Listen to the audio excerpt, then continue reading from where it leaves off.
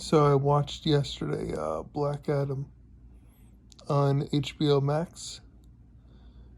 It was a very good, what I'd like to call hero slash anti-hero superhero movie. The Rock was really great in it. Surprising story development because I'm not familiar with that character. Pierce Brosnan, really good in the movie. I'm not familiar with the rest of the cast, but they were also good. I hope to see them return in future DC iterations. Spoiler alert, there was a cameo by another superhero at the end, but according to what I've heard on social media, that person will actually not be returning to reprise their role as Superman. So that's actually very sad as a fan. Um, the movie basically follows that back about 5,000 years ago, the people of this city, Kanda,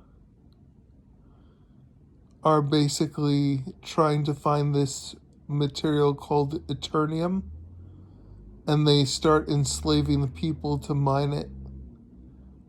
And the king there is mining it to make this crown, to make him basically invincible. And in mining it, the people, one little boy decides that the world needs heroes and revolts against this whole thing. And then some things happen. I don't want to spoil it if anyone's actually watching this review that I have. But I will remember, because this is a video journal review for my stuff, so I will remember the how the movie goes after that. But needless to say, The Rock comes in, he gains superpowers as Black Adam, but he calls himself Teth Adam all the way until the end of the movie. So he is basically battling this king that's trying to become, the invincible king. He destroys the king and the city of Kanda and is buried. Then you fast forward to the present. A woman is researching all this stuff, finds this crown that basically the king was trying to create, that people have been looking for years. She's trying to find the crown to bury it so no one can find it again, to help, so no one gets a hold of it. She goes with a bunch of people to a tomb. The city is still under occupation now by a different kind of people, like a military organization. They go to the tomb. The military organization follows them there because they're trying to get the crown also. And they've been also mining this Eternium that's in the area, using it to power their weapons and their military stuff. She awakens Black Adam to protect her. He starts running amok, killing all these military guys, and he has no qualms with killing people who are bad. she has a son in this whole thing. The son is integral in the story. Black Adam becomes very fond of the son. It reminds him of basically of his son. They go on. Then this organization called the Justice Society comes in with Hawkman, Atom Smasher. I forgot the woman's name who was able to control the wind. Then there was, I forgot Pierce Brosnan's name, his guy's name too.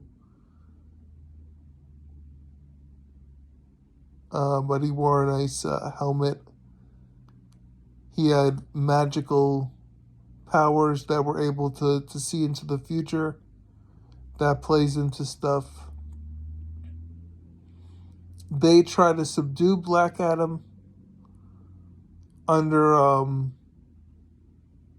the advisement of the woman from Suicide Squad who puts them together. I think it's Viola Davis. I'm not sure. I'm really bad with actors' names and people like that.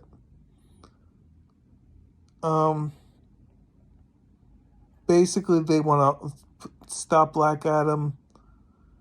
He's not doing anything, but the little kid starts to go around and inciting the military people under the occupation, trying to stop them. They're kind of rebelling against them. And Black Adam comes to protect the little kid. As the Justice Society comes into town, they see him trying to kill the soldiers. So they try to stop him because even though the soldiers are bad and they're doing bad things, they don't want to kill anybody. Basically, they go at it. They can't stop Black Adam because he is way too powerful for them. They realize they can't stop him. It comes to a point where basically they start trying to negotiate with him, with the woman from the temple who Black Adam, he was injured in the temple and she brought him back and tries to nurse him back to health, but he basically gets back to health on his own.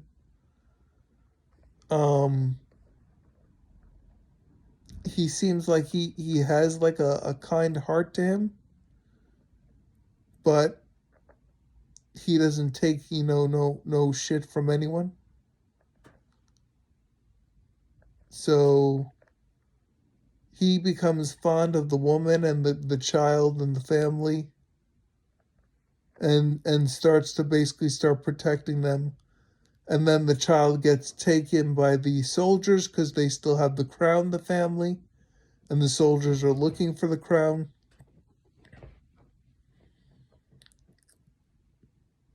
So Black Adam then teams up with the Justice Society to help save the boy.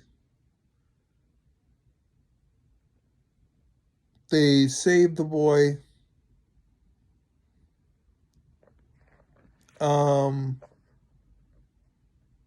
But then Black Adam actually turns himself in.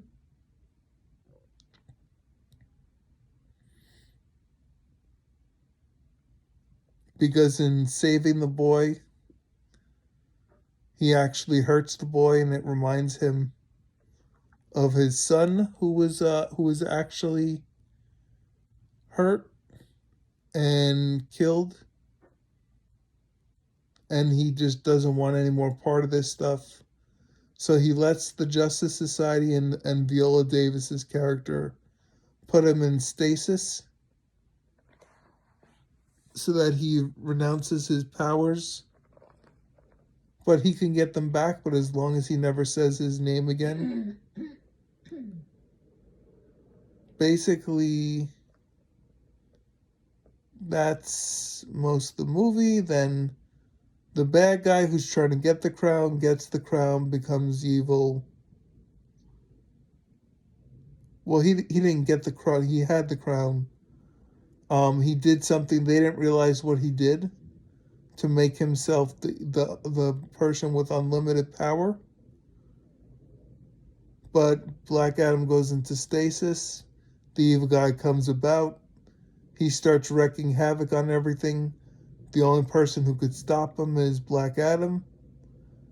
Pierce Brosnan realizes that and sacrifices his character to get Black Adam out of stasis.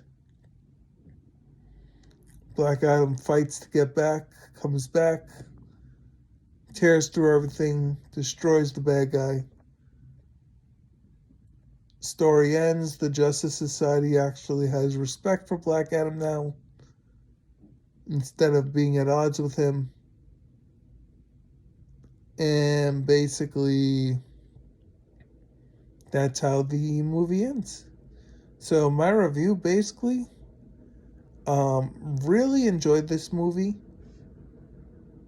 It was a really at first I was like, it's like every other superhero movie, but then the character development with Black Adam and the Justice Society, it didn't go like other superhero movies have gone in the past, especially superhero movies in the modern day now. So really good, really enjoyed it. I would highly recommend this to anyone who can watch it. So that's my video review. So now I don't have to watch the movie a million times. I have this review to watch later.